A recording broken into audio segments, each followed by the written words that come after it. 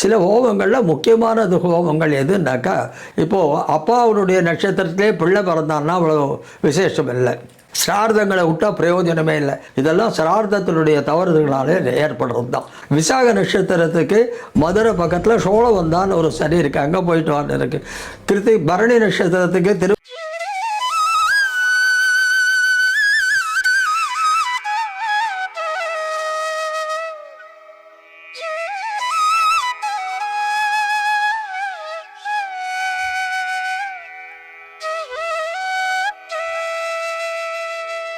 ஜாதகங்கள் கிரகநிலை பற்றி வருவோம். அது நிறைய பேருக்கு உனக்கு ராகு சரியில்லை, சனி சரியில்லை, அது அங்கே இருக்குது அப்படின்னு சொல்லிட்டு நிறைய பரிகாரங்கள் சொல்கிறோம் இல்லையா? இப்போ சனி தசைனாக்கா நீ சனிக்கிழமை எள்ளோரை பண்ணி சனி பகவானுக்கு பண்ணு அப்படின்ற அந்த மாதிரி நிறைய சொல்கிறோமே. இந்த பரிகாரங்களால் பலன்கள் உண்டா? முக்கியமான ஒரு பரிகாரத்தை சொல்கிறேன். என்னுடைய கொள்ளு பேரன் பேசலை, 2 வயசு வரைக்கும் பேசலை. என்னுடைய கொள்ளு பேரன், வெளியிலெல்லாம் இல்லை. சீர்காழிக்கு பக்கத்தில் ஓசை நாயகின்னு இருக்கான். சீர்காழிக்கு பக்கத்தில் அந்த ஈஸ்வரர் பேர் தாளபுரீஸ்வரர்னு பேர். சீர்காழிக்கு பக்கத்தில் தாளபுரீஸ்வரர். அது அந்த ஊர் பேர் என்ன டக்குன்னு கவர்ற ஒரு 10 கிலோமீட்டரில் இருக்குது. அந்த நாயகி ஓசை நாயகின்னு பேர். அவள் அந்த இடத்துல எப்படி ஓசநாயகின் பேர் வந்ததுனாக்கா, ஞான சம்பந்தருக்கு தாளத்தை கொடுத்தான், ஆனால் அதில் ஓசையை கொடுக்கலை. அம்பாள் கொடுக்கச்சே தாளத்தை கொடுத்தா, ஆனால் ஓசையை கொடுக்கலை. ஓசை கொடுக்கறதுக்காக அந்த ஓசை நாயகிட்ட போனார், ஓசை வந்தது.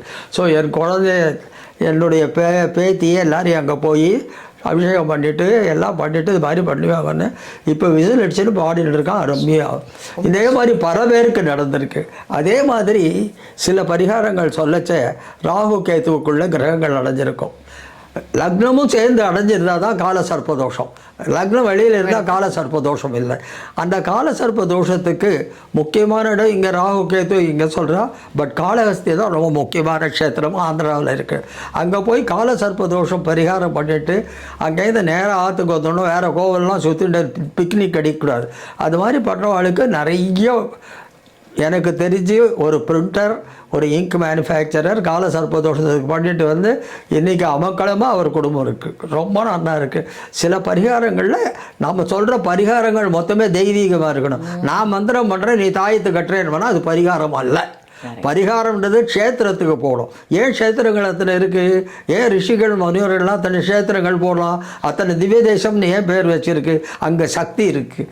அங்கே தினம் பூஜைகள் குறைவில்லாமல் எப்படியோ ஒன்று நடக்கிறது. 108க்கு 8 பண்ணால் கூட அங்கே குறைவு இல்லாமல் நடக்கிறது. அந்த திவ்ய தேசத்துக்குன்னு ஒரு விசேஷம் இருக்குது. ஏற்கனவே ஸ்தாபிதம் பண்ணதுனாலேயும் லக்ன பலம் அங்கே இருக்குது. அந்த மாதிரி தேசங்கள், திவ்ய தேசங்கள் இப்போ கூட பரிகாரம் எழுதச்ச சில பேருக்கு ராசி பலனில் திவ்ய தேசங்கள் சென்று தரிசிப்பது நல்லதுன்னு எழுதுவேன். அது மாதிரி பரிகாரத்தில் க்ஷேத்திரங்கள் போயிட்டு வரணும், தெய்வ நம்பிக்கையோடு இருக்கணும். நாம மந்திரம் பண்ணுற தாயத்து வரணும். சில ஹோமங்கள் பண்ணலாம்.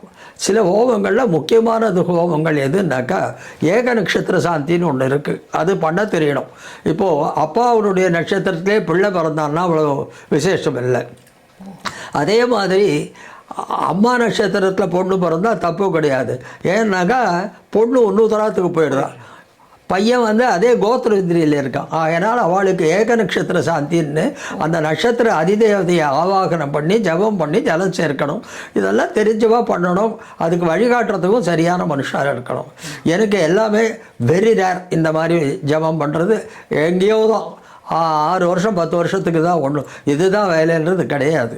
ரொம்ப அவசியமாக இருந்தால் தான் அதை பண்ணுறது. இல்லைன்னா இந்த கோவிலுக்கு போயிட்டோம். ஒவ்வொரு நட்சத்திரத்துக்கும் ஒவ்வொரு க்ஷேத்திரம் இருக்குது. அந்த நட்சத்திர க்ஷேத்திரத்துக்கு போயிட்டு வந்தால், இப்போ அஸ்வினி நட்சத்திரத்துக்கு திருநள்ளாறு போயிட்டு வான்னு விசாக நட்சத்திரத்துக்கு மதுரை பக்கத்தில் சோழவந்தான்னு ஒரு சனி இருக்குது, அங்கே போயிட்டு வான்னு இருக்குது. கிருத்திகை பரணி நட்சத்திரத்துக்கு திருவாலங்காட்டிலேயே ஒரு காளி இருக்குது, அங்கே போயிட்டோம். அந்தந்த க்ஷேத்திரத்துக்கு போயிட்டு வந்து போனாலும் எல்லாத்துக்கு மேலே குலதெய்வத்தை வணங்கணும். குலதெய்வம் இருந்தால் தாய் தகப்பன். அவளை மறந்துவிட்டால் எதுவும் பிரயோஜனம் இல்லை. குலதெய்வத்தை வச்சுட்டு தான் மிச்சதெல்லாம் ஆளணும். அது ரொம்ப கரெக்ட் சொல்றீங்களா.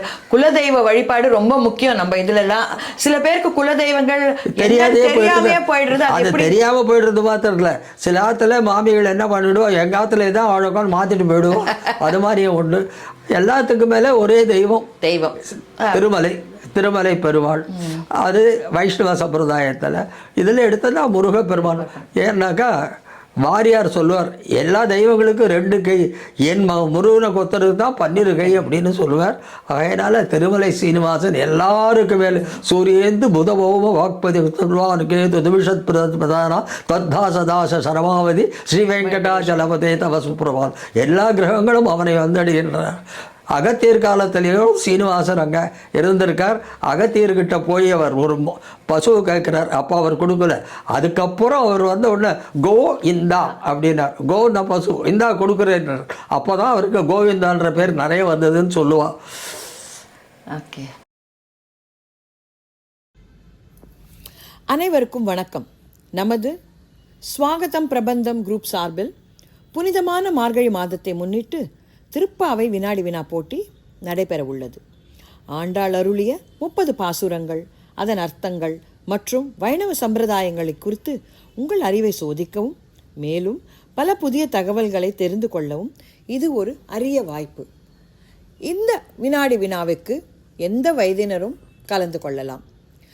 ரிஜிஸ்ட்ரேஷன் செய்ய வேண்டியதற்கு அணுக வேண்டிய ஃபோன் நம்பர்கள் இந்த வீடியோவில் கொடுக்கப்பட்டுள்ளன. கண்டிப்பாக கலந்து கொண்டு ஆண்டாள் அருளை பெறவும். நமஸ்காரம். இன்னொன்று, இப்போ வந்து கர்மவினை பிரகாரம் தான் ஒவ்வொருத்தருடைய பிறப்பு இறப்பு எல்லாம் நம்மளுக்கு வருது இல்லையா. பிறக்கிறதே அந்த கர்ம வினை பிரகாரம் தான். அப்போ ஜாதகத்துக்கு அடிப்படை கூட அவளுடைய கர்ம வினை தானே காரணம். அதை தான் பூர்வ புண்ணியம்னு சொல்கிறோம். கர்மா வந்து பூர்வ புண்ணியம். பூர்வ புண்ணியத்தில் சரியாக இல்லைன்னு வேணால் அதை அனுபவிச்சு தான் தரணும். அதுக்கு க்ஷேத்திரங்கள் போய் நீராடுறது, இப்போ என்ன கங்கையில் நீராடுறது, ராமேஸ்வரத்தில் போய் நாடுறது, சில தர்ப்பணங்கள் பண்ணுறது, இதெல்லாம் பண்ணால் விசேஷம் உண்டு. இப்போது நீ தப்பு பண்ணிட்டு இருந்தேன்னா அனுபவிச்சு தான் இருப்பேன். ஏன்னா முக்கியமானது சம்பிரதாயத்தில் சிரார்த்தங்களை விடக்கூடாது. சிரார்த்தங்களை விட்டால் பிரயோஜனமே இல்லை. ஸ்ரத்தையாக செய்வது சார்த்தம். அதுவும் தகப்பனாருக்கும் தாயாருக்கும் செய்வது. அத்தோட எப்போ தனித்தனியாக அண்ணா தம்பிகள்லாம் தனித்தனியாக தனியாக பண்ணிட்டு இருக்காளோ தனித்தனியாக பண்ணணும்னு சாஸ்திரம் சொல்கிறது. ஏகப்பாக்கேன ஒரே தளியாக இருந்தால் தான் ஒன்றா பண்ணணும். 3 அடுக்கு மாடியில் இருந்தாலும் தனித்தனியாக தான் பண்ணணும். எதையும் அந்த பிரகஸ்பதிகள் யாரும் சொல்கிறது இல்லை. ஏதோ வந்தவர்களும் பண்ணிட்டு போயிட்டே இருக்கா. அவள் கோவிலில் கொண்டு போய் கொடுத்துட்டு ஏதோ பண்ணிட்டு இருக்கா. சிரார்த்தத்தினுடைய மகிமை நிறைய பேருக்கு கல்யாணம் ஆகாது இருக்கும், குழந்தைகள் பிறக்காது இருக்கும். இதெல்லாம் சிரார்த்தத்தினுடைய தவறுதலாலே ஏற்படுறது தான். சிரார்த்தத்தை பண்ணால் தான் அனாவசியமாக இருக்குது. இப்போ எங்கே பாதி பேர் அமெரிக்கான்னு எல்லாம் போயிடுறா. அங்கே போய் நான் பண்ணிட்டு தான் இருக்கேன். முதல்ல வெளிநாட்டுக்கு போகிறதே தப்பு, வெளிநாட்டுக்கு போய் இருக்கிறதே தப்பு அப்படின்னு தான் நம்ம சாஸ்திரம் சொல்கிறது. ஒரு மாமி சொன்னோம், அப்புறம் வந்து பரிகாரம் பண்ணிடுறேன்னு. அதுக்கு அந்த மாமி அசைகமாக இல்லை, எத்தையோ சாப்பிட்டுட்டு வாயை தொடச்சிக்கிற மாதிரி இருக்குன்னா. ஏன்னா நான் இப்போல்லாம் சொல்லலை, இதெல்லாம் 45-50 வருஷத்துக்கு முன்னால் நடந்த கதையை சொல்கிறேன் நான். அப்போ ஒரு மாமி வந்து என்கிட்ட சொல்கிறான், இவெல்லாம் நம்ம பரிகாரம் பண்ணுறேன்னால எதையோ சாப்பிட்டுட்டு வாயை தொடச்சிக்கிறா அப்படின்னு கேட்குறான் வயசான மாமி. அது மாதிரி பணம் தேவை போயிடுறா. அது வேறு என்ன பண்ணுறது, உத்தியோகம் அப்படின்னு போயிடுறா. ஆனாலும் அங்கே கூட காயத்ரி பண்ணிட்டு இருக்கலாம், பெருமாளை வச்சுட்டு ஆராதனை பண்ணலாம். அது யாரும் உள்ளே வந்து அடிக்க போகிறது கிடையாது. சிரார்த்தத்தை பண்ணுறதுக்கும் அங்கே இருக்கிற ஒரு பிராமணனை வச்சு ஏதாவது பண்ணணும். அதுதான் உத்தமம். இல்லை, இப்போ அங்கெல்லாம் நிறைய வந்துடுத்து. அங்கேயும் ஸ்ரார்த்தம் ஸ்ரத்தையா பண்ணுறா. இங்கேருந்து வெரைட்டி மோக்கொண்டு அங்கே போகிறது, அங்கே அதெல்லாமும் வச்சு ஔபாசன கால் வச்சு எல்லாமே பண்ணுறாங்க. ரொம்ப நல்லா பண்ணுறா. இப்போ அந்த ஊரில் போயிட்டு இருக்கு. ஒரு கேள்வி, இது வந்து பிளேனில் போகிறோம், கப்பலில் போகிறோம், ஒரு சுனாமி வருது இல்லை ஒரு எர்த்குவேக் வருதுன்னுச்சு, நிறைய பேர் கும்பலாக போயிடுறா, மரடிச்சு விடுறாங்க. இந்த கொஸ்டின் வந்து பிவி ராமன்லேருந்து எல்லாருக்கும் கேட்டாச்சு. அது வந்து அந்த நேரத்தில் சில கிரகங்கள் ஒரே இடியாக அந்த பர்டிகுலர் ஸ்பாட்டில் அஃபெக்ட் பண்ணுறது. அந்த கிரகங்கள் எப்படி அஃபெக்ட் பண்ணுறதுன்றது நம்மளால் அட்வான்ஸாக சொல்ல முடியாது. ஆனால் நான் சிலது எழுதியிருக்கேன். தீ விபத்துக்கள் நிறைய ஏற்படும், சுரங்க விபத்துக்கள் ஏற்படும் நிறைய எழுதியிருக்கேன். ரயில் விபத்துக்கள் ஏற்படும் அந்தந்த மாதத்தில் ஏற்பட்டிருக்கு. அதை இந்த செவ்வாயும் சில கிரகங்களும் சேர்ந்தால் அது மாதிரி ஏற்படுறது. அது எல்லாருக்குமே அஃபெக்ட் ஆகுமானாக்கா அவள் ஜாதகத்தில் ஆயுள் பலம் சிலது கம்மியாக இருந்து இருந்திருக்கும், அதனால் அஃபெக்ட் ஆகும். பட் இது எல்லார் ஜாதகத்தையும் பார்த்து நாம் சொல்ல முடியாது. அந்த பிளேன் ஓட்டுறவன் ஜாதகத்துலேருந்து பார்க்கணும். அப்படி வந்து வேண்டும் இல்லையா, நான் டிரைவர் சரியாக இருந்தால் தான் வண்டி ஓடும். அது மாதிரி அவனுக்கு ஏதாவது டைம் சரியில்லாத இருந்திருக்கும். அது மாதிரி எல்லாத்துக்கு மேலே பகவான் அது மாதிரி ஒரு முடிவை கொடுக்கணும்னு இருந்தால் அவன் கொடுக்குறார். அதை விதியை மீறி நம்மளால் நடக்கிறதுக்கு முடியாது, விதிக்கிட்ட சதி பண்ண முடியாது. அதாவது அந்த டயத்தில் அவள் எல்லா கர்ம வினை பலனும் முடிஞ்சு போயிடுறது அங்கே இருக்கவா எல்லாருக்கும். ஸோ அதனால ஒன்னா போயிடுறாளோ, ஒன்றா போயிடுறா, அவ்வளோதான். ஒன்றா போயிட்டா கூட அவளுக்கு பண்ண வேண்டிய திதி அடுத்த இது பண்ணி தான் ஆகணும் அந்த திதியில். இப்போ வந்து நம்ம நிறைய சகுனம்லாம் பார்க்குறோம். இப்போ வெளியில் கிளம்புறச்சே வந்து ஒரு பசுமாடு பார்த்தா நல்லது, ஒரு ஒத்த பிராமணரை பார்க்கக்கூடாது, உப்பு விற்கிறவர் பார்த்தா செல்வம் குழைக்கும், அப்படிலாம் நம்ம சொல்கிறோம் இல்லையா. அது வந்து இந்த காலத்தில் இந்த ஃப்ளாட்லலாம் இருக்கும், அவ வேலைக்கு போயிட்டு இருக்கா, அவசரத்தில் இருக்கும், இது பார்க்க முடியுமா? நான் இப்போ பார்த்துட்டு தான் காரில் கிளம்புறேன். இப்போ காரில் கிளம்பச்ச சரியாக வரலன்னு நான் சொல்லிட்டேன், இன்றைக்கி வேலை ஆகாது, நம்ம சுற்றி தான் வரப்போகிறோன்னு டிரைவர்கிட்ட. அப்படி தான் நடக்கும். டேய் கிளம்புடா சீக்கிரம், நல்ல சகுனம்னா நடக்கும். அது நம்பிக்கை இருக்கிறவளுக்கு. நம்பிக்கை இல்லாதவனுக்கு எதுவுமே கிடையாது. நம்பிக்கை இல்லாதவனுக்கு துதிக்கைக்காரன் தான் மாற்றணும், துதிக்கை உள்ளவன் தான் வழிகாட்டணும். ஓகே, எந்த தடங்களுக்கோ அவன் தான். இன்னொன்று, இப்போ நம்ம ஒரு ஜோசியர்கிட்ட வரோம், அவர்கிட்ட காமிக்கிறோம், நம்மளுக்கு சாதகமான ஒரு பதில் வரல அப்படின்னோடனே நம்ம என்ன பண்ணுறோம், இப்போ டாக்டர்ஸ்க்குள்ள கூட அப்படி பண்ணுவோம், நம்ம செகண்ட் ஒப்பீனியன் வாங்குறதுக்கு போகிறோம். அந்த மாதிரி வேற ஒரு ஜோசியர்கிட்ட போய் கேட்குறா. அவர் நிறைய டைமு நம்ம சொன்னதே சொல்லலாம், இல்லை வித்தியாசமான ஒரு பலனும் சொல்லலாம். அந்த மாதிரி இருக்கிறச்சே நம்ம எதை எடுத்துக்கணும், ஏன் இப்படி பண்ணுறோம்? ஒரு தலையில் எழுத்ததோ அதுதான். இது மாதிரி ஒவ்வொரு ஜோசியராக போயிட்டே இருந்தால் உனக்குன்னு ஒருத்தர் பேரில் நம்பிக்கை இருக்கணும். இப்போ டாக்டர்ஸ் கூட 10 வருஷமாக ட்ரீட் பண்ணிட்டு இருக்காரு, நன்னா இருக்காருன்னா இவர் சரியில்லைன்னு போனேன்னா உனக்கு அவ்வளோதான். எல்லாத்துக்கு மேலே உனக்கு எழுத்து நன்னா இருந்தாக்கா அவர் சொல்கிறதும் சரியாகும், இவர் சொல்கிறதும் சரியாகும். 2 பேரும் ஒன்றா சொல்கிறதுன்றது வெரி ரேர். ஆனால் சில சமயத்தில் சில ஜாதகங்களை சொல்லி தான் ஆகணும், நன்னா தான் இருக்குன்னு, வேறு வழி இல்லை. ஓகே, ஸோ அந்த மாதிரி அப்போ 2 விதத்தில் போக வேண்டாம், ஒருத்தட்ட போய் நம்பிக்கையோட அதை மட்டும் யார் இருக்கோ உனக்கு பூர்வீகமாக வாழ்ந்த நம்பிக்கையோடு நடத்துறது தான் நல்லது. ஓகே. இன்னொன்று, இந்த ஜோசியர்கள்லாம் பார்த்தீங்கன்னா இப்போ வந்து இந்த கிரிக்கெட் மேட்ச்சு, அரசியலில் எலெக்ஷன்ஸு, இதிலெல்லாம் ப்ரெடிக்ட் பண்ணி சொல்கிறா இல்லையா. அது வந்து என்னை பொறுத்த வரைக்கும் எப்படின்னாக்க, ஒரு மனுஷனை பொறுத்து அந்த ஜாதகம் இல்லையே, நிறைய பேரோட இன்புட் இருக்கு இல்லையா அதில். ஸோ ஒருத்தரை எடுத்துட்டு இந்த கிரிக்கெட் மேட்ச்சு எப்படி வின் பண்ணோம், இவர் வின் பண்ணுவார்னு எப்படி சொல்கிறா? தலைவர் வச்சு சொல்லணும், கிரிக்கெட் கேப்டன் வச்சு சொல்லணும்.